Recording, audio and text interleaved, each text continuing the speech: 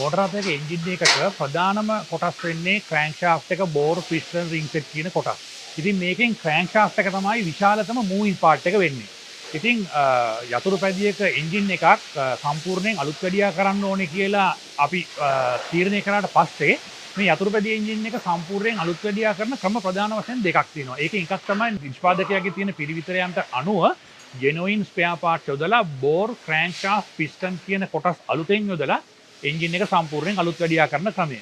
දෙවෙනි ක්‍රමය තමයි බෝර් එක ඊළඟ පිස්ටන් එකට සයිස් එකට අනුව රීබෝ කරලා පිස්ටන් එකක් යොදලා ක්‍රෑන්ක්ෂාෆ්ට් එකට රොඩ් කිට් කියන කොටස ෆිට කරලා පොඩි මැෂින් වර්ක් එකකට පස්සේ එන්ජින් එක රිපෙයාර් කරන එක.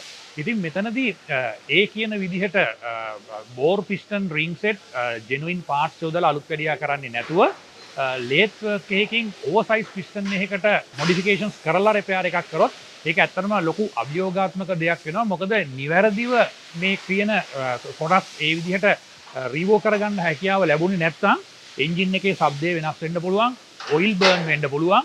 ඒ වගේම තමයි නියම එන්ජින් එකේ කාර්යක්ෂමතාවය නැති වෙලා යන්න පුළුවන්.